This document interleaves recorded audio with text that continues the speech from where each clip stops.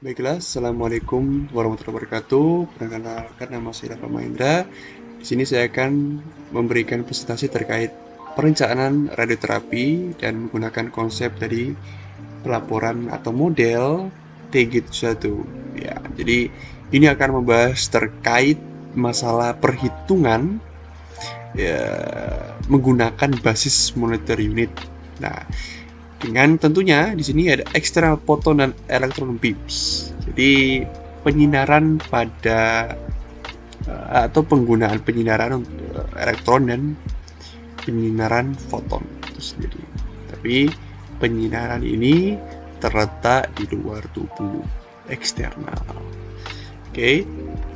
Nah, selanjutnya kita akan membahas terkait alasan kenapa penggunaan perhitungan berbasis per unit monitor ini digunakan. Yang pertama tentu ya ini untuk pasien darurat ya, atau kasus darurat lah kita bisa bilang. Jadi ketika terjadi miscalculation atau perhitungan pada sistem mungkin yang terkomputerisasi tentunya, nah, itu bisa menggunakan basis ini jika memang diperlukan untuk darurat. Selanjutnya, ketika melakukan radioterapi tetapi kondisi algoritma komputer juga tidak seakurat perhitungan itu, ya tentu ini balik lagi yang pertama tadi kan. Nah, ketidakakuratan juga tentu kita bisa menggunakan basis MU ini. Ya, di sini seperti pada saat melakukan TBI kan benar-benar rata kan, total body radiation semua. Jadi dosis penyinaran seragam. Jadi untuk perhitungan harus benar-benar sesuai. Jadi tingkat error mungkin diminimalisir di situ. Oke, selanjutnya kita lihat sebagai perangkat QA. QA ini quality insurance, bukan asuransi ya, tapi lebih ke arah uji klinis, menguji kalkulasi standarisasi dari radioterapi ini sendiri. Nah, tentu ini merupakan rekomendasi dari pedoman TG40 dan TG114. Dan selanjutnya ini untuk memahami konsep dasar dalam perhitungan dosis terapi, radioterapi tentu. Karena di sini juga kita bisa mengecek seberapa dibutuhkannya untuk dosis terapi ini. Tapi penggunaan radioterapi uji ini tidak menggunakan badan asli, tapi menggunakan badan tiruan atau yang kita bisa sebut dengan Phantom. Baik, selanjutnya, nah di sini ada berbagai ini ya menu ya. Nah, tapi menu yang kita akan buat ini benar-benar berbeda sedikit, ya. Cuman intinya itu hampir sama dengan yang seperti ini. Oke, kita lanjut. Nah, untuk pendahuluan sendiri, ya ini sebenarnya aspek yang harus kita ini ya, kita lihat ya kondisinya ya. Pertama pasti ada perhitungan penyinaran radiasi berbasis MU. Nanti ada kita juga melihat ukuran bidang geometri lah ya.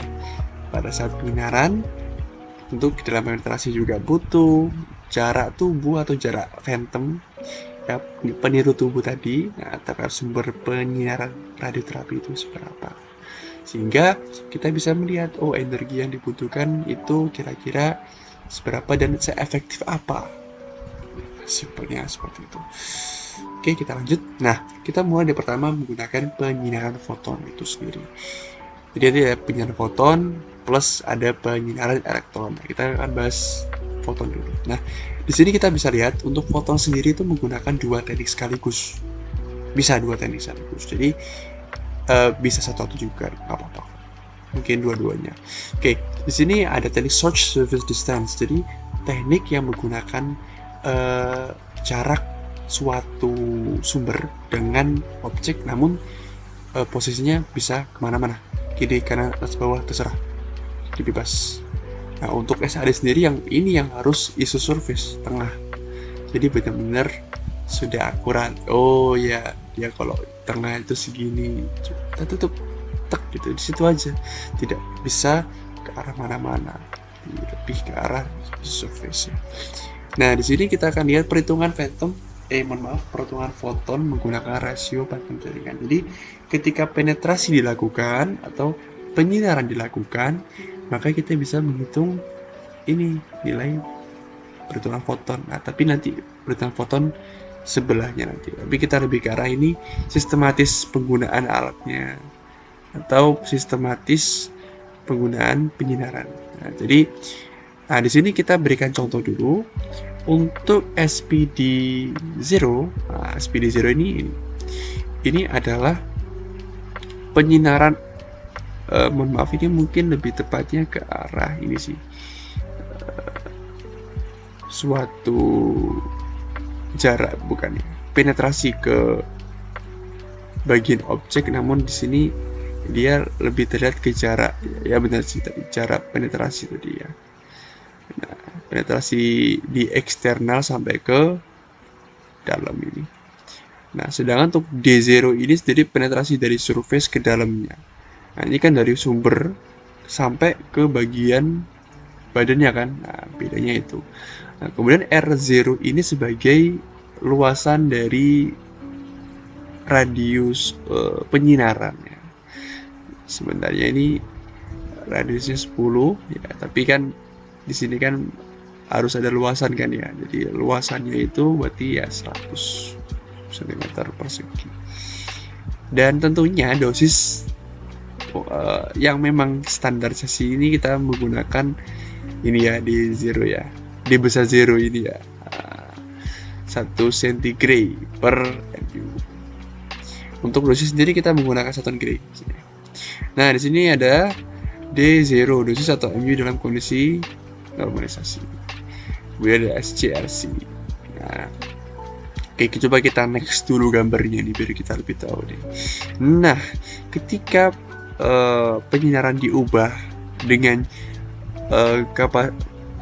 dengan area yang lebih cenderung lebih besar lagi, maka terjadi ini perubahan kan ya, entah dari faktor-faktornya ini, kemudian jarak berubah SPD-nya tadi, kemudian juga kedalaman juga berubah. Jadi 4 aspek ini juga akan mengalami perubahan yang seiring ya, sama lah ya gitu. Nah, kemudian di sini ada memblokir tray, vector tray. Nah, sebentar. Nah, ini jadi perubahan tadi ya. Ini ada perubahannya. Sebelum kita bahas yang selanjutnya ini TF ini. Nah, oke. Nah, di sini kita bisa lihat ada kolimator. Ini kolimator. Ya, jadi kolimator ini dia jarak sebenarnya lebih ke arah jauh sih mungkin ya. Rahang yang pelindung juga bisa jadi. Nah, sementara untuk wedge-nya sendiri, nah ini lebih ke arah berkonsentrasi untuk lebih memfokuskan atau lebih ke arah yang memfokuskan suatu penetrasi cahaya ya. Nah, awal titik sini tiba-tiba berubah ke sini kan ya. Nah, tapi kan di sini kan memang dibilangnya isosentris kan awalnya itu. Nah, pengubahannya menggunakan ini wedge tadi. Nah, untuk memblokir faktor tray ini sebenarnya fungsinya untuk mengurangi intensitas dari cahaya yang masuk ke bagian tubuh ini supaya tidak terlalu powerful sekali. Takutnya kan memang radiasi pengion itu juga punya efek yang lumayan berbahaya begitu. Wal sendiri itu ya pastinya ini di luar semua ini. Di hamburan pada penyinaran ini pasti akan berada di sekeliling wilayah saat terjadinya penyinaran. Jadi makanya didesainlah sebuah tempat yang memang untuk mengurangi ini ya, tingkat radiasi itu sendiri, sehingga terperangkap di situ dan tidak kemana-mana. Oke, lanjutnya. Nah, ini untuk persamaan perhitungan pada MU atau dosis per monitor per unit ya.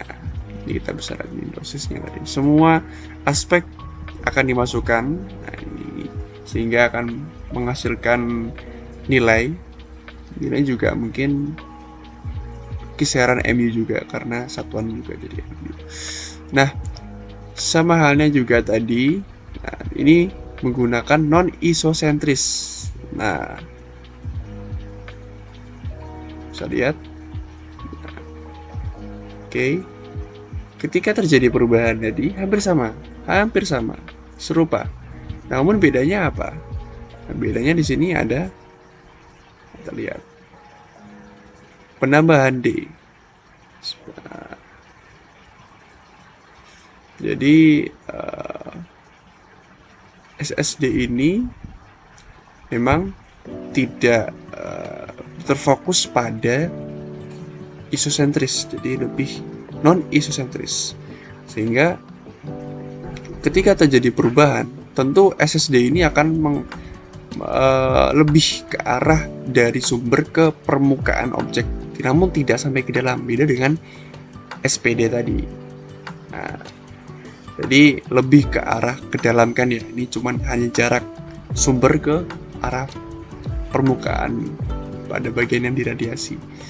Sementara DZ sama juga, itu hanya perbedaannya itu aja. Dan juga ini ada penambahan D0 juga pada koreksi kuadrat terbalik, pasti D0 digunakan di sini untuk melihat seberapa dalam juga penetrasi yang dihasilkan pada penyinaran menggunakan radius RC dan radius R0. Baiklah, selanjutnya ya, berubah ya. Ini persamaannya untuk M yang kedua tadi ya. Nah, ini selanjutnya kita akan melihat pengukuran besaran dosimetrik sinar foton versus PMU dalam kondisi normalisasi. Jadi normalisasi berarti kan ini ya di tahap dosis yang normal, benar-benar kalibrasi awal lah gitu loh. Nah, kedalaman normalisasi awal memang sekitar 5-10 cm. Cuman di sini kita lebih ini ya, misalkannya dengan 10 cm ya. Terus di sini ada ukuran geometri ya. Nah, ini rekomendasi untuk kondisi normalisasi. Tapi juga ada kondisi referensi. Jadi referensi juga kita bisa perlukan atau butuhkan ketika menggunakan konsep SSD. Untuk SPD sendiri menggunakan konsep normalisasi yang 371. Jadi ada dua referensi kita bisa menggunakan. Nah, tapi kalau untuk yang referensi yang ini ya, yang kedua ini pasti ada pengujiannya dulu, jadi sama-sama diuji juga. Nah, tapi ini yang sudah awal, ini yang hasil dari pengujian, tapi tetap menggunakan rumus ini agar tapi sini kita lihat referensi atau selama ini mungkin tidak ya, jadi kemungkinan besar D0 ini tidak akan sama seperti ini. Namun di sini kita perlu lihat ada nilai Dref, jadi dosis referensi sebagai pembanding dosis awal yang memang sudah disepakati gitu. Kemudian contoh dalam penentuan D0 aksen, dosis yang awal dengan dosis yang referensi. Kita lihat untuk non isosentrik pada sistem 1 mengantarkan 1 centigrade dari pada SSD dan kedalaman DM. Oke. Nah, kita bisa lihat di sini.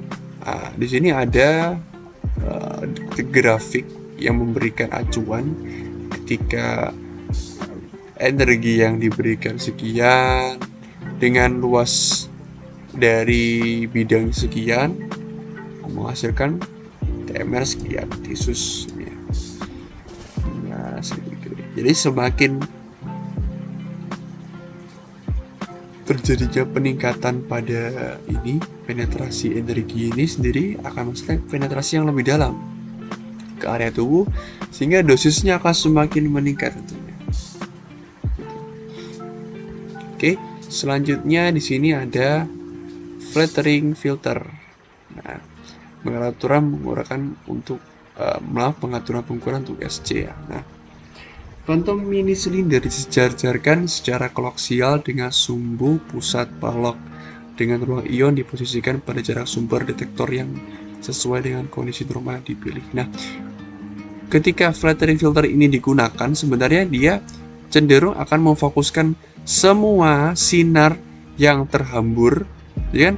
Awalnya kan dia tidak punya lebih ke arah ini sih ya, tidak ada fokus yang baik di awal di sini, sehingga difokuskan kembali menggunakan filtering filter, sehingga setiap sinar atau cahaya yang keluar dari sini, penyinaran yang keluar dari sini akan terfokus pada satu titik. Nah, ukuran bidang dipertahankan cukup besar untuk memastikan cakupan mini fantom dan bahan campuran dari bidang penyinaran. Jadi ukuran dari ini juga dipertahankan tetap. Nah, namun di sini menggunakan filtering filters. Di sini untuk penyebaran pada faktor penyebaran pada saat menggunakan dosis penyinaran ini ya, energi 6 megavolt tegangannya ya di sini. Dan untuk penetrasi pasti ya menggunakan D0 maaf 10 cm. Baiklah, selanjutnya, nah di sini untuk rasio keluaran di udara, nah, sekitar 1,08 ini dengan jarak equivalent square ya 12. Jadi untuk yang rasio ini ya, penghamburan, faktor penghamburan pada fantom itu sendiri 1,02. Nah, di sini juga bisa lihat, nah, ini penghamburan ketika 1014 1308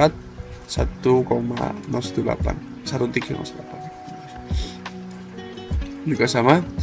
Baiklah, selanjutnya kita ke arah ya ini, pengukuran besaran isometrik tapi dengan rasio fantom jaringan TPR. Nah, TPR ini lebih ke arah cenderung tadi, kan tadi ada SSD sama SPD, tapi dia kalau SPD lebih cenderung pengukuran dari sumber ke area objek yang dipenetrasikan. Nah, di sini kita lihat kedalaman normal D0-nya sekian. Untuk lebar penyirarannya pasti ya tadi bidangnya Z-nya. Nah, kedalaman D0 ke D-nya lebar penyiraran sama. Oh, tapi di sini dikondisikan jarak ya mungkin hampir sama namun berbeda. Perbedaannya ya karena ini kan. Tapi kalau di D0 awal itu sama, yang kedua itu juga sama, cuman dia itu totalitas dari semua sama juga ketika terjadi lebar penyinaran yang kedua. Oke, sini kita kondisikan SPD-nya 1 cm sama seperti tadi.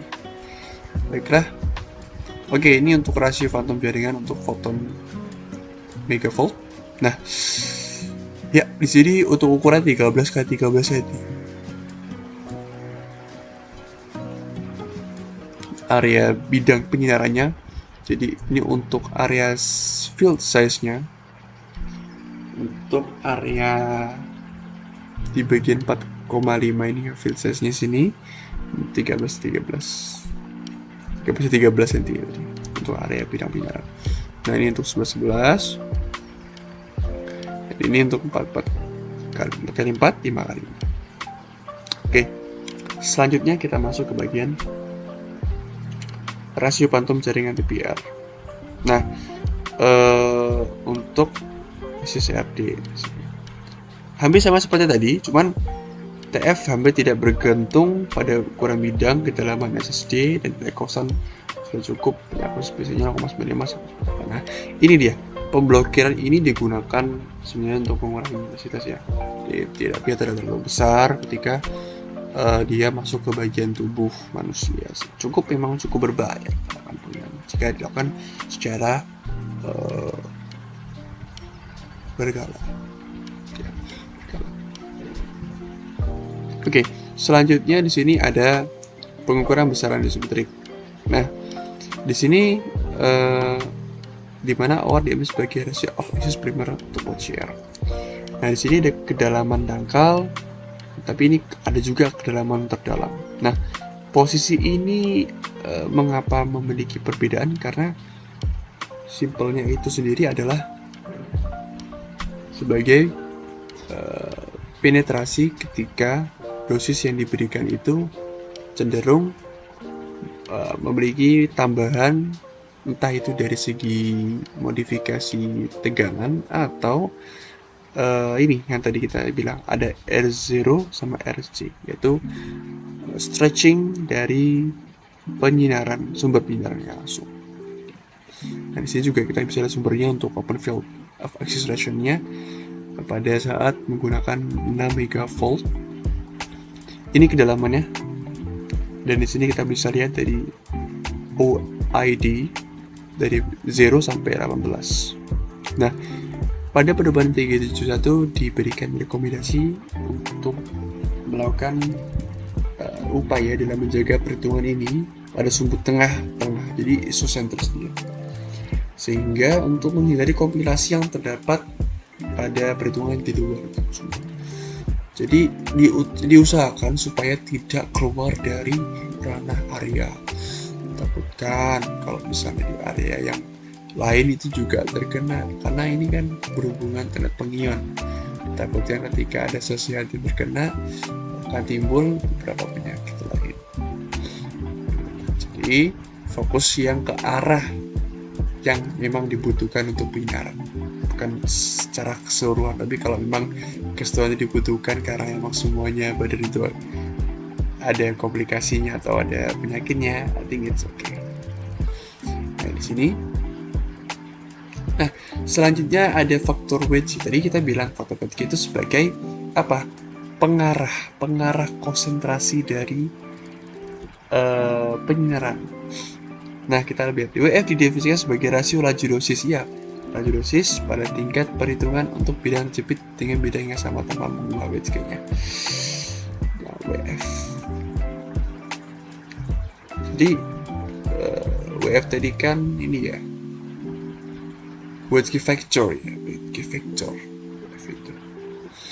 Jadi tergantung dari jarak sumbu X, kedalaman D dan lemah pada ukuran lapangan D. Dan lemah itu pasti kan kalau semakin luas wilayah Z-nya kan fokusnya jadi kan lemah, tidak bisa berfokus pada hal yang lebih kecil. Kalau kecil kan atau area kecil kan masih bisa lebih fokus. Sedangkan area untuk yang lebih besar ya lebih cenderung. Nah, di sini kita bisa lihat fokusnya. Nah ini ketika dia diberikan sebuah wedge dengan bentuk seperti ini, berarti kecenderungan arah konsentrasi dari penyinaran lebih ke arah ke kanan. Nah, sedangkan untuk tidak menggunakan itu semua seimbang, lebih di tengah.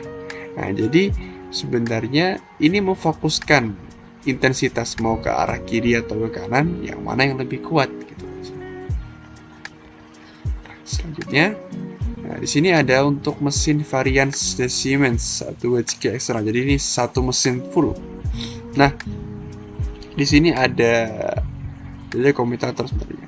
Komutator ini ada jauh, ini untuk wedge yang di dalam, ada wedge yang di luar. Nah, ini di dalam ini dekat dengan sumber penyinaran, yang kedua ini dekat dengan objek. Nah, untuk standar sudut pada wedge ini sendiri menggunakan sudut 15, 30, 45, dan 60 untuk sudut antara sudut dan benar ya. Jadi sudut ini adalah basisnya itu menggunakan isodos dan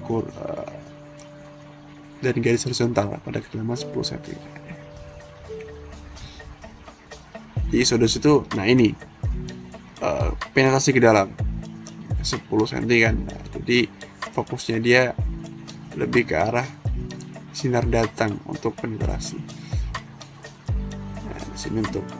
Nah, di sini ada juga nanti wedge yang digerakkan oleh motor. Jadi wedge itu ada yang memang fixed atau tetap, dan juga ada yang menggunakan motor.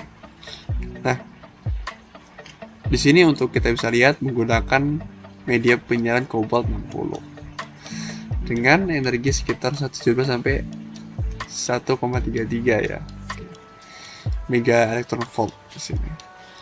Nah, di sini kita lihat untuk CO60 foton hampir mono energi. Mana yang mono energi? Nah, ini dia. Nah, akan cenderung menjadi 1. Tapi di sini awal ada gapnya. Iya, tentu pasti ada gapnya. Nah, tapi lama kelamaan pada sistem Linac ini sendiri, energi foton yang diberikan itu akan berpengaruh relatif ke arah ke mono energi, jadi satu energi yang sama nantinya. Jadi penambahan energi foton segini akan mempengaruhi pengaruh relatif lebih ke arah penyetaraan dari, atau ya mendekati ya mono energi sama dengan energi yang lain. Jadi faktor Wedge tampaknya tidak berubah dengan kedalaman penetrasi, pasti tidak berubah, namun yang hanya dikondisikan itu adalah kedalaman penetrasi, dan juga tentunya ini ya gerakan ya. Di faktor Wedge tadi ada fixed, juga ada yang motor. Nah, selanjutnya untuk berkas foton yang diproduksi Linac, faktor Wedge secara khusus melemahkan foton berenergi rendah. Ya, benar sekali. Sehingga, nah ini dia distribusi dosis penetrasi ketika dia sudah penetrasi ke dalam, lebih dalam, itu limit mendekati 0, namun tidak sama dengan 0. Nah, ini akhirnya meningkat seiring dengan kedalaman penetrasi.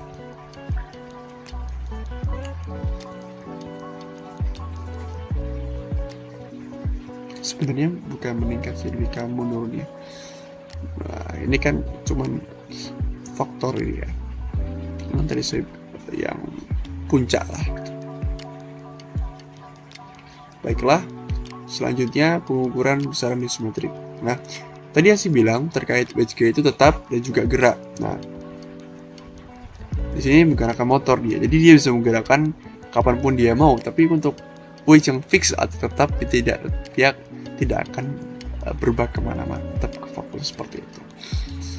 Nah, di sini kita bisa lihat pusat wedge tetap pada seluruh blok. Faktor wedge bervariasi lemah dengan kuat. Jadi ya itulah perbedaan antara wilayah yang lingkup atau wilayah yang dia lakukan untuk penyinaran juga lemah juga, karena kan intensitas yang diberikan kan dia berbeda, mau variasinya itu kemana. Tapi kalau untuk wedge yang tetap satu itu aja. Namun untuk yang gerak sendiri dia lebih ke arah untuk penyebaran dosis sesuai, jadi semuanya disebarin dosisnya biar sama gitu. Dosis penyinarannya maksudnya gitu. Tapi untuk para terapi. Nah, faktor Wedge ini sangat bervariasi ya. Nah, lebih kecil juga bisa, lebih besar juga bisa, ada semuanya, dan penggunaannya lebih on time, lebih efisien.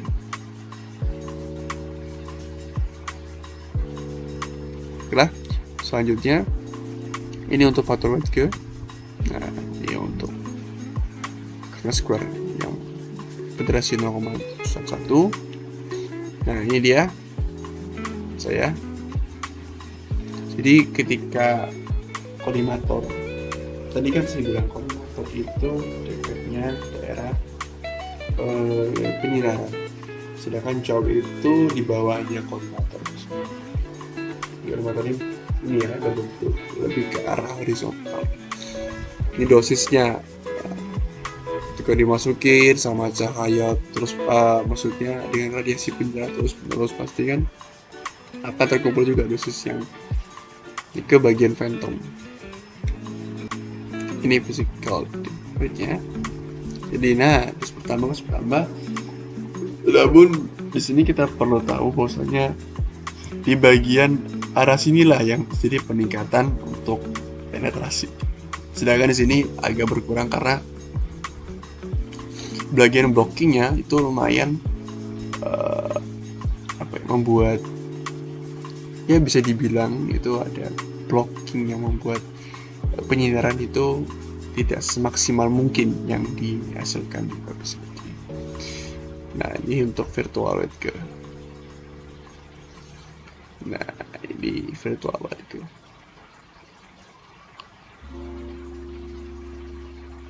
Simpelnya untuk pengukuran besaran pada faktor Wedge ini juga. Nah, di sini juga ada irisan dinamis yang tingkatnya yang virtual viewing. Jadi sebelum digunakan benar juga bisa digunakan simulasi awal ya, sebagai acuan dasar dalam menggunakan mana nih, ada tiga tipe wedge nih, ada yang open field, physical wedge, sama dynamic wedge tadi. Oke, selanjutnya di sini kita bisa lihat ada irisan non fisik. Ya, ketika nah ini dia. Jadi teman-teman, di sini kita bisa lihat bahwasanya di sini tadi kan ada kombinator ya, kombinator itu rahang gitu. Ya, jadi ketika dia sudah di ambang ini ya, jaraknya 10 cm, pasti nanti dia akan berkenan bertemu di 5 cm-an. Itu terjadi karena ini ada rumusnya juga kan, sama dengan TY per TY fixed jauh. Tapi yang saya kira memang seperti itu, karena memang untuk kita lihat untuk 6 megavolt EDW sendiri, wedge vektornya itu memiliki tiga varian berbeda, ya kan? Ada yang padat, ada yang berupa dash, ada juga dotted lines berupa garis. The good agreement between multiple species below commonly approach to use in calculation. Jadi MU calculation ini secara nggak langsung itu menjadi paten buat orang yang mungkin gak dipaten atau enggak dibuat open source buat orang-orang yang mau mentranslitkan bahasa Inggrisnya. I think it's okay. Itulah selanjutnya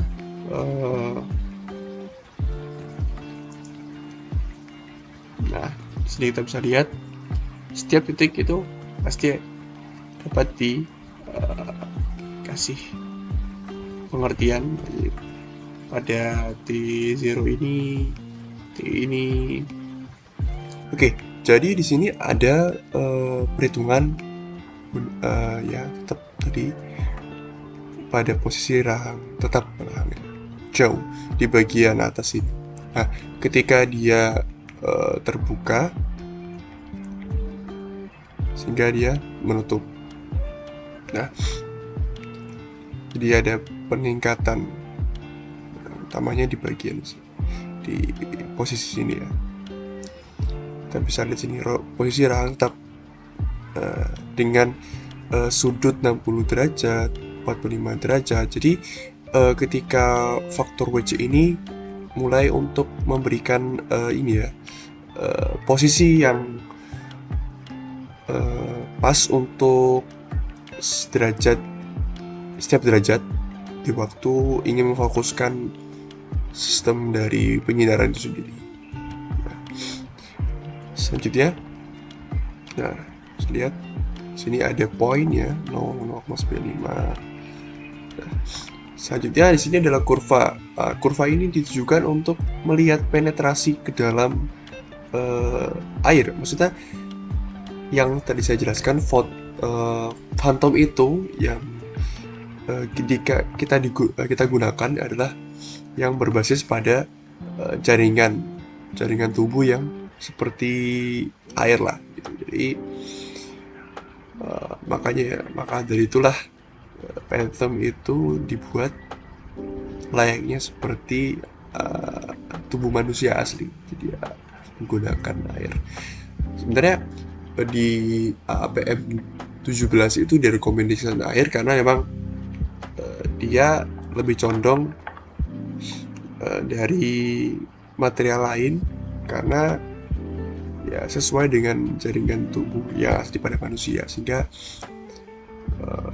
setelah uji klinis di laporan atau media report tersebut, memang air itu lebih dominan bagus untuk dijadikan sebagai ini ya, phantom yang berbentuk jaringan tubuh di dalam.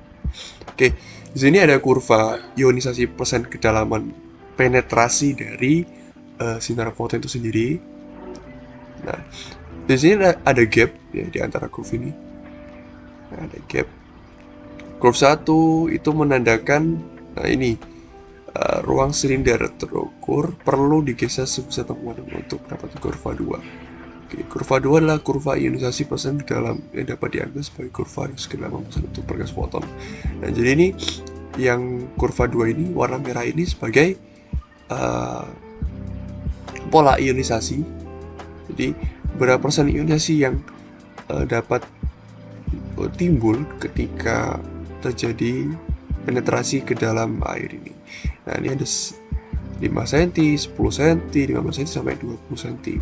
Sehingga ketika dia sudah mencapai 20 cm akan menurun dan akan lebih hampir menyamai ya. Berarti sudah dekat sekali antara kurva 1 dan kurva 2. Nah, PD ini dinormalisasi pada jarak D0-nya 10 cm di sini. Oke, di sini untuk konversi PDDN antara dua SDS yang berbeda. Ya. Oke, di sini seperti rumusnya menggunakan main of vector. Di sini main of vector. Oke. Selanjutnya di sini ada PDDN untuk foton 6 megavolt. Nah, selanjutnya kita menggunakan metode Stirling ya, metode area, perimeter suatu geometrical bidang persegi panjang dan persegi di sini. Nah, di sini kita bisa lihat bahwasanya luas atau keliling mereka itu ya hampir sama atau mungkin sudah sama sih. Cuman perbedaannya hanya ini ya, bentuk saja. Tapi kalau dari segi rumus maupun itu hampir sama. Jadi W kali L C2 sebagai luasan ya. Ya. Di sini ada pengaturan rahang bagian atas. Nah, jauh atas, jauh upper jauh sama upper down itu yang tadi sebelah kiri kanan nanti di bagian penyinaran. Nanti saya akan tunjukkan. Nah, ukuran bidang mana yang digunakan? Ukuran bidang ditentukan oleh rahang atau dengan MLC block ini untuk blockingnya, ini untuk komutatornya. Jauhnya di sini nanti ada sendiri. Nah, ukuran bidang ditentukan oleh pengaturan ini isocenter. Ukuran bidang yang isocenter untuk mesin erekta. MLC super upper jaws untuk Siemens mesin jauh. Oke, jadi dua perbedaan ini ya. Untuk mesin erekta sendiri dia menggunakan nanti upper jaw. Kalau Siemens itu bawahnya lower jaw. Ukuran bidang ditentukan oleh radiasi blok pada perhitungan RD atau di permukaan R. Ini permukaan R, terus ini RD di bagian penetrasi subjek. Selanjutnya, untuk wedge dinamis terutama tergantung pada posisi rahang pada sumbu Y tetap.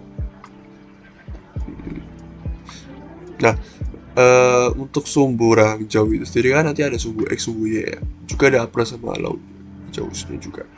Nah, ini maksudnya adalah posisi ketika dia ingin ini sih lebih ke arah menghalangi bagian sumber ini sendiri di atasnya atau di bawahnya. Jadi atas ada, di bawah juga ada. Makanya kenapa sih ada upper jaws sama lower jaws? Nah, tergantung dari posisi dari ini ya. Oh ya, mohon maaf teman-teman. Bagian wedge G-nya maksudnya. Jadi wedge G-nya di sini, nah ini kan menggunakan motorik ya, motor untuk bergerak. Bukan upper jaw. Upper jaw itu beda sendiri. Jadi ketika dia bergerak ini nanti akan memberikan fokus titik penetrasi ini untuk wedge dinamis terutama tergantung pada posisi rahang. Jadi ya benar.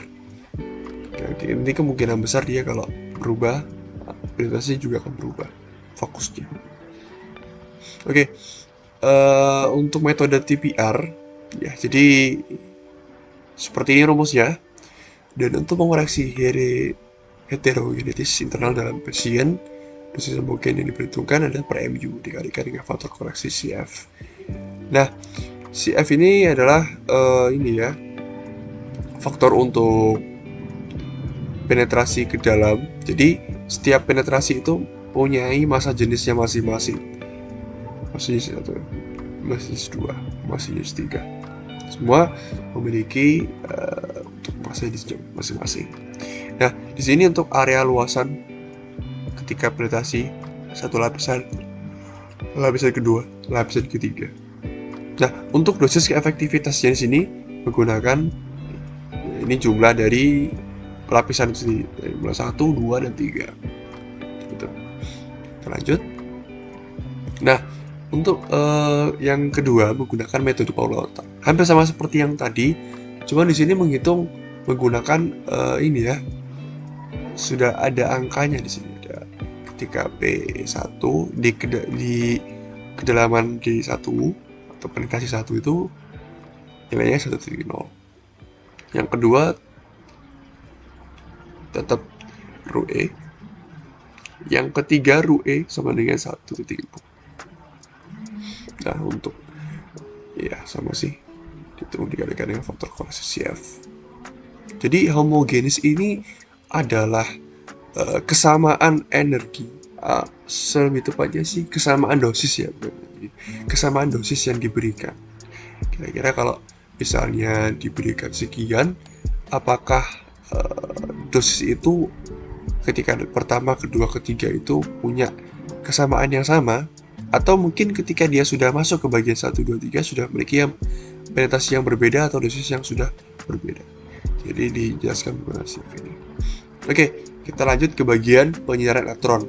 Nah, yang tadi bagian foton itu menggunakan SSD juga SAD. Nah, sedangkan SSD ini hanya berlaku untuk perlakuan pada teknik SSD elektron sendiri ya. Next. Nah, untuk SSD perhitungan elektron MU atau perhitungan elektron dengan menggunakan unit per monitor pada standar itu menggunakan dosis yang bergantung pada waktu, ukuran diometri pada bidang, kedalaman penetrasi dan jarak antara sumber dan objek penetrasi. Radioterapi tentunya. Tipikalnya dia hampir sama seperti yang tadi. Nah, namun perbedaannya adalah sumber yang diberikan. Bersama ketika di sini awal dosis MU dan posisi normalisasi ya. Nah, di sini kan SE ya, di sini karena kan dia menggunakan elektron. Nah, untuk tidak berubah R0 ke A. Nah, ini kan berubah. Awalnya penetrasinya sekian di daerah ini, namun ketika dia sudah diubah lagi, dari intensitasnya akan meningkat dan hamburan dari jarak ini ya, area penyinaran akan lebih besar. Tentunya titik fokusnya juga akan lebih berpenetrasi ke dalam, semakin dalam. Nah, ada 3 titik di sini. Nah, di sini untuk bagian rumusnya sendiri, yuk hampir sama semuanya. Tapi ini menggunakan juga persentase lebih tepatnya. Oke, lanjut. Nah, di sini untuk dosis per MU dan kondisi normal. Ya, di sini sama, tetap menggunakan 1 centigrade per MU tetap. Semua standarisasi untuk penetrasi menggunakan ini. Nah, untuk menurut pedoman TG21, nah ini kalibrasi kedalamannya memiliki ukuran sekian. Nah, dan normalisasi dosis rata-rata menggunakan awal seperti ini. Namun untuk TG51 di sini berbeda. Nah, dia ingin bereksperimen untuk menggunakan reference. Oh, berarti reference itu bisa jadi adalah ini ya, uji coba yang dilakukan pada pedoman atau laporan 351. Nah, sehingga mereka bisa menggunakan rumus seperti ini. Dan ini konsep ini kemudian diterapkan pada 351 supaya nanti hasil penetrasi atau kesamaan penetrasinya bersama seperti 321. Namun perbedaannya hanyalah di sini melakukan uji coba yang benar-benar berbeda dari yang 321. Oke, selanjutnya untuk faktor keluaran elektron SE termasuk aplikator atau sisipan dan jarak efektif radioterapi. Baiklah. Nah, Di sini kita menggunakan ukuran bidang referensi, ya, referensi dari standarnya ya. Kemudian ini untuk uji cobanya sendiri. Ketika ya ada perubahan dari suatu wilayah yang awal disinari kemudian berubah menjadi yang kedua. Nah, kita bisa lihat untuk setelah SSD itu sama dengan SSD. Ya, sama. Cuman yang membedakan ialah ini sebenarnya. Jumlah penetrasi ini kan. Sehingga semakin besar intensitasnya maka luasan wilayah yang dicakup juga akan makin besar. Nah, dia cuman hanya sampai di bagian permukaan, tidak sampai mendalam juga. Yang mendalam atau yang penetrasi dalam itu namanya DM. Oke, nah ini untuk notasi 370. Jadi sudah diberikan ini ya, rumusan untuk notasi faktor keluaran ini. Sebelum TG71 ini dibuat, TG70 sudah diberikan. Oke, selanjutnya ini adalah contoh faktor keluaran elektron. Nah, kita bisa lihat sini. Untuk sisipan pada bidang 15-15, nah, ini dosis yang diberikan standarnya, maksudnya faktor keluaran itu berkisar. Tadi kita menggunakan 15-15 ya. Nah, ketika dia bidangnya 10-10, aplikator saja 15 seperti ini. Oke. Selanjutnya, oh ya, di sini juga ada perbedaan karena di sini bukan variasi untuk 9 energi 9 mega electrovolt. Menggunakan variak ledak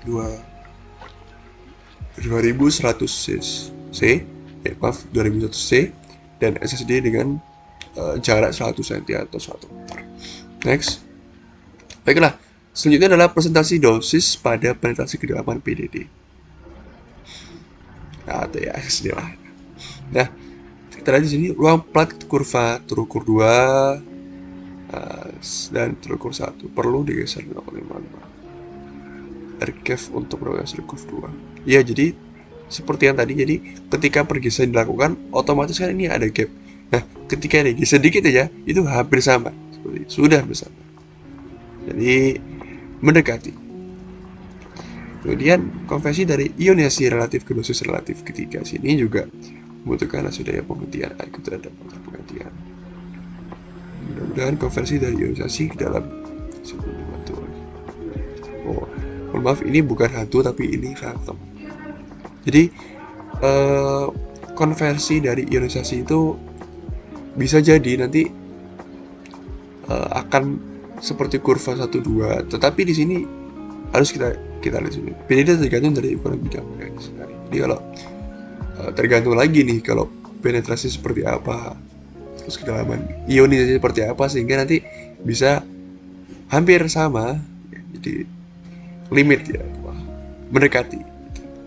Nah, kita lihat di sini pengaruh garis garis data energi dalam yang diukur dengan ruang sinar di bagian hulu penyalaan di sendiri. Kita mentahan juga sini putus-putus. Ya, kan hampir sama. Nah, ini. Nilai presentasi ionisasi pada kurva padat B berjumlah 50% pada bergeser elektron memberikan I50 dari yang R50 dapat dideterminasi.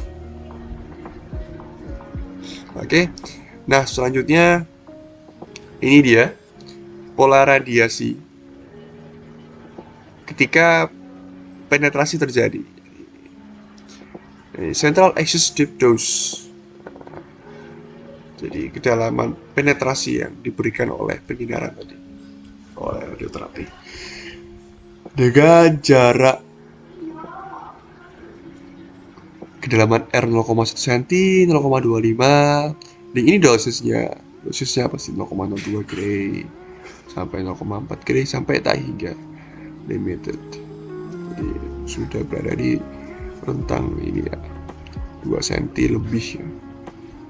Nah, sudah lihat untuk ukuran bidang kecil PDD meningkat secara signifikan dengan ukuran bidang. Jadi untuk bidang yang kecil tidak besar sekali, terjadi peningkatan yang signifikan. Kita lihat bedanya 2 cm di sini. Nah, peningkatan di sini, di sini. Namun ketika dia sudah 1 cm lebih ke atas itu mulai agak renggang. Nah, di sini. Untuk ukuran bidang besar, PEDD hampir konstan. PEDD meningkat dengan ukuran bidang sampai melebihi jangkauan lateral elektron. Kedalaman dosis maksimum di max juga meningkat dengan ukuran lapangan. Nah, ya di sini adalah objek detailnya. Tapi kalau misalnya dia bidang yang ini ya, lapangan yang besar itu apa? Bukan lapangan, lebih tepatnya itu area wilayah yang dipenetrasi oleh cahaya itu semakin besar, maka dosis maksimum akan diberikan gitu. Jadi sebenarnya dosis itu juga tergantung dari area wilayah dicek ya. Mohon maaf tadi saya salah bagian ini, karena harusnya di sini ya ini memang peningkatan karena step by step ya. Ketika dia diberikan wilayah sekian memang ada peningkatan di sini. Nah, peningkatan masuk di sini adalah peningkatan dosisnya. Ketika dia area wilayah 1, area bertambah, dosis juga bertambah. Nah, demikian berarti kan ini ya lebih ke berbanding lurus nanti. Oke, hampir sama seperti tadi. Ya, jadi di sini jika semua dinormalisasi ke dosis maksimum, tentu akan terjadi peningkatan dosis dan penurunan pada batas. Oke. Ya, ini untuk tadi HDR efektif. Sama seperti yang tadi teman-teman. Jarak dan lain-lainnya. Ya, kita lanjut lagi. Oke, laporan 371 tidak menjelaskan cara mendapatkan PDD atau SSD diperluas. Yang kedua, tidak praktis untuk diukur. Menggunakan faktor Maynard untuk mengkonversi itu juga tidak benar. Jadi asumsi dari ini ya, laporan 331 ini sendiri ya. Jadi ada 4 hal di sini. Ini menggunakan permisalan juga. Kalau menggunakan ini kemungkinan besar juga bisa, kemungkinan juga nggak bisa. Cuman di sini kita menggunakan faktor Maynard untuk menghitung dari konversi PDD pada standar di PDD di SSD. Tapi untuk yang lain saya kira ya faktor inilah cukup digunakan. Tidak praktis untuk diukur PDD, mungkin SSDS. Ya, ini mungkin bisa jadi. Oke, next. Beberapa wilayah penelitian menunjukkan bahwa di wilayah luar di max elektron PDD hampir independen dari SSD. Nah, kita bisa lihat ketika berada di ini ya, kedalaman 0 sampai 5, namun di tengah-tengah 2,5, nah, dia sudah terjadi penurunan deep dose. Ketika dia maksimum mungkin area 1 sampai ini ya 2 1 2 3 4. Oh ya, maaf. 2 kalau 2,5 sini ya. Berarti ya, 2 di 2 cm dosisnya sudah 100% hampir ya. Kemudian dengan ini intensitas energi yang diberikan 6 mega electron volt. Jadi semakin besar jadi pergeseran apa? Pergeseran kedalaman. Semakin tinggi suatu energi yang diberikan dan juga tingkat kedalaman apa? Tingkat dosis yang penetrasi juga akan semakin meningkat di area yang ditentukan. SSD 1 cm sampai 19. Nah, jadi ada perbedaannya. Perbedaan ini jarak antara penetrasi sumber ke objek. Oke. Selanjutnya ya hampir sama tadi. But others show that for energized electron is spread of SSD. Jadi dia berdiri sendiri sehingga terjadi perbedaan wah ini sangat tinggi ya, 20 mega electron volt. Otomatis yang terjadi adalah pergeseran jarak kedalaman ini sendiri sih, kedalaman penetrasi. Oke, lanjut. Nah, ini yang saya maksud jauh ini sebagai juga penutup, ini bagian jauh. Nah, kemudian ini bagian blocking. Ini wedge ya, mungkin tepatnya. Nah, sebenarnya ada 2 jauhan. Aplikator di bagian sini. Jadi aplikator sebenarnya untuk juga sama, lebih memfokuskan ke arah objek. Jadi bentuknya seperti ini, horizontal atau vertikal, horizontal mungkin ya. Kalau di sini kita bisa lihat ketika penyinaran dimulai, ini ada lower jaw, ada upper jaw, ada juga blocking tray, juga di sini ada wedge juga. Nah, efektif SSD atau beam. Jadi ketika penyinaran dimulai, kita bisa lihat intensitas awal, intensitas G-nya. Jadi ini grafiknya sendiri. Ya ada gap ya.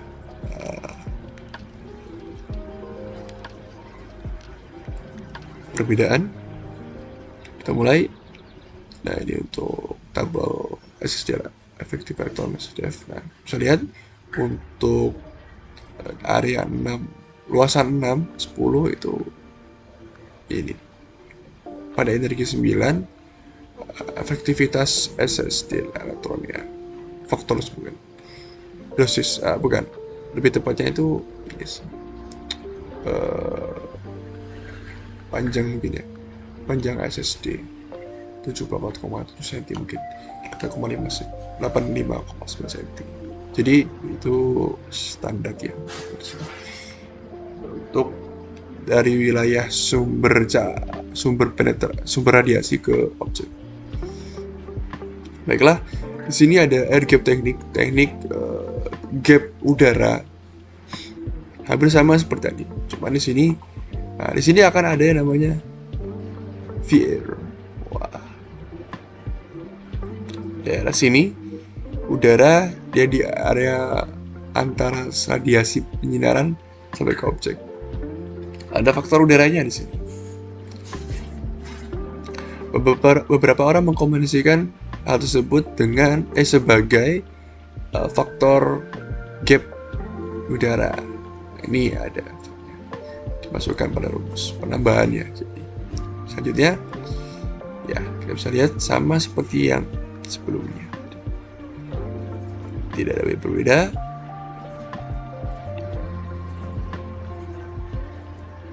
Yang membedakan hanyalah FIR depends on SSD dan insert size, disimpan dari bidang. Oke, ini dia faktor korelasi celah udara. Bisa lihat di sini VR harus kurang dari 0,9 agar diindikasikan bahwa kondisi tersebut lateral itu sesuai, atau lebih tepatnya ini sih seragam. Nah, di sini bisa ukuran medan elektron. Jadi untuk PDD jika skin collimation, jadi collimation tadi yang bagian bawah tadi ya, begini. Di bagian bawahnya yang penyinaran itu ada collimation juga, ada jaw, upper jaw, nanti ada box tray-nya juga, ada wedge gate-nya. Bentuknya tadi segitiga wedge gate tadi.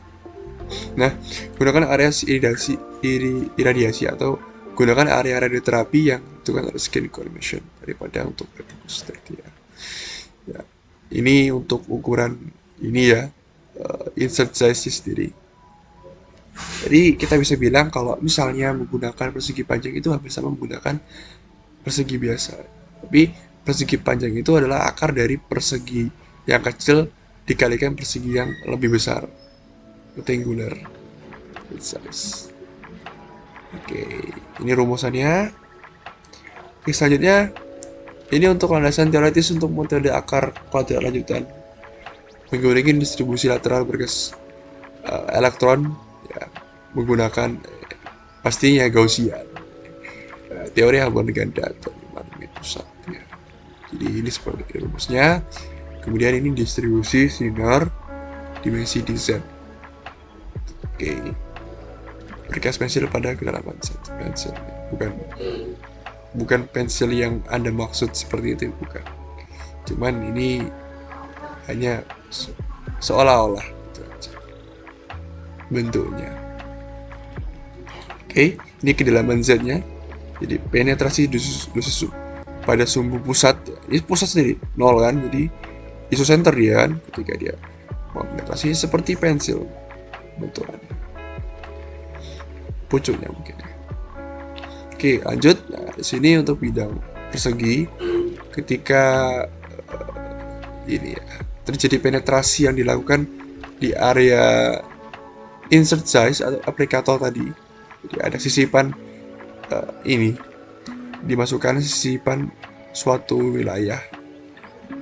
Ini untuk move, sebenarnya ini juga untuk ini ya, mengurai intensitas juga ya, bersama seperti yang doktrin tadi sama. Nah, ketika ini dosis untuk kedalaman penetrasi diberikan, perhitungannya menggunakan integral E juga ya, dan akhirnya sampai di sini. Nah, jadi batasnya antara S/2 sampai minus S/2. Oke. Juga sama, jadi menggunakan persegi panjang Px kali L dengan dosis berian. Kemudian ini hasilnya. Dan ini untuk bidang yang tidak beraturan, jadi hanya perakiraan saja. Itu persegi panjangnya ini sekitar sini, sini, sini. Point it down, measure the output the irregular field. Jadi kalau ada rasa bingung atau apakah benar nggak ya, itu ya menggunakan pola ini. Jadi secara manual diukur dan dikasih X sebagai titik pusat penetrasinya di sini. Ini wilayahnya. Oke, lanjut contoh soal. Ya, contoh soal sama. Di sini kita harus menghitung ini ya, varian dari air gap correction factor tadi menggunakan energi 9 MeV dengan varian Krenak close to X menggunakan 1 centigrade dosis rata-rata ya pada normalisasi, pada poin normalisasi tadi, dengan SSD 0-nya atau 0-nya 1 cm, RC-nya dengan wilayah bidang geometrinya 10x10, dan kedalaman dosisnya sekitar 2,1 bagian dalam sini DM-nya. Nah, ini dia rumusnya. D kali 100%, kemudian ada D0, PDD juga sini. Nah, kita masukkan dulu ya. Nah, ya di sini dosis yang diberikan. Nah, kita lihat ulangi calculation treatment S110 SSD. Nah, kita bisa lihat di sini dosis yang diberikan itu berarti sekitar 2 nanti dikalikan 100%, jadi 200 centigrade. Dosis ya 200 centigrade. Kemudian ini satu ya, ini kan satu kan ini ya 3,9. Jadi kita bisa lihat di tabel yang seperti ini ya. Nah, ini juga kita bisa lihat di tabel. Untuk 100 ini berarti ya, ini SC100 2,1 ini plus 10 ya, ini untuk VR-nya. Lanjut. Nah, ini juga dilihat dari tabel yang tadi sebelum itu. Kita lihat di air gap correction-nya menghasilkan 250. Nah, yuk. Jadi ini dosis. Jadi kita akan calculation use dosis. Jadi untuk radioterapi sendiri yang perlu digunakan pada kondisi seperti ini yaitu 250 mU. Oke, selanjutnya untuk ini pengecekan sketch ya, PIMS SDDR photo problem. Oke, kita lihat di sini. Nah, sini adalah foto ronsen ya, foto ronsen dari tulang apa ini? Rusuk ya, tulang rusuk. Nah, the example quest calculation use 6 megavolt penyiaran 6 megavolt dengan varian Krenak 21X dengan SAD yang memiliki ukuran 1 cm dengan dosis 0,8 cm per mU. Nah, akan menggunakan dosis untuk rata-rata seperti ini pada poin yang dinormalisasi ya, dengan jarak 10 cm dan wilayah 10x10 dengan penetrasi sampai 10 cm ke dalam. The equivalent square to of the collimator and effective field size has been determined using the IP approximation. Oke, menggunakan IP tadi itu sudah ada untuk bagian tabelnya. Di repeat the calculation using tissue heterogeneity calculation using radical depth of 6 cm. Nah, kita cek di sini ya menggunakan 90 centigrade ya. Tadi kita bisa juga lihat di bagian ini, bagian sebelum tadi, sebentar ya. Ya tadi kita bisa lihat tabelnya nanti. It's okay. Nah, di sini menggunakan dosis 90 centigrade. Nah, 0,8 sama. Faktor-faktor ini ada pada tabel semuanya jelas, dan hasilnya adalah ini. Untuk perhitungan pada M-nya untuk ini ya, collimator faktornya sendiri. Nah, ini menggunakan rumus seperti ini, dan ini adalah luasan dengan faktornya tadi, dan dihasilkan nilai sekian. Untuk heterogenitas dari MU sendiri, heterogeneous untuk MU, nah, itu akan menghasilkan M homogenis per ini collimator faktor, nah, dibagi sehingga mendapatkan dosis sekian, 35,5 MU. Nah, ini dia yang estimasi relative field 8 kali 14 cm dengan equivalent score-nya 10,2 cm. Ya, seperti ini. Lanjut. Ya, ini hampir sama, jadi kita tinggal masukin saja, sudah. Ini ada 250, masukin langsung 0,8 juga. Hampir sama seperti tadi, hanya mengulang saja tipikal dari soalnya saja. Cuma tadi kan air gap, di sini kan tidak menggunakan ini ya, the equivalent square. Oke.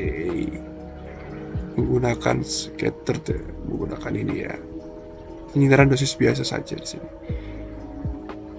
Nah, ini perlu adanya scatter table ya, table penyiaran table hamburan radiasi tadi. Jadi kita perlu untuk melihat lagi, sehingga akan menghasilkan nilai-nilai yang berada di sini dan menghasilkan 266. Oke, selanjutnya hampir sama di sini untuk typical photon TPR metode. Jadi ketika dia cek di sini bagian di belakang kepala, nah sebentar banget, ya kita pasti menggunakan. Tapi di sini adalah menggunakan OR table. Wah, apa bedanya nih kalau OR table ini area wilayah di luar, jadi sumbu luar. Jadi, nah, karena di kuning ini luar, sedangkan warna pink ini lebih ke dalamnya ya. Jadi ada dynamic wedge. Dynamic wedge ini berarti faktor wedge yang berubah-berubah. Dinamis berarti kan dia ketika dia di dosen sekitar sini, ketika dia jadi berubah-berubah sewaktu-waktu. Nah, untuk dosis sendiri menggunakan hapus setelah dihitung. Untuk faktor di sini kita bisa di OR table juga ada di sini. Dengan lokasi 1,1 cm X2 ya juga. Sumbunya di sini ya. Itu sumbunya sendiri. Baiklah, itu saja dari saya. Terima kasih. Jika ada tutur kata yang kurang berkenan, saya mohon maaf. Saya akhiri. Wabillahi taufiq wal hidayah. Assalamualaikum warahmatullahi wabarakatuh.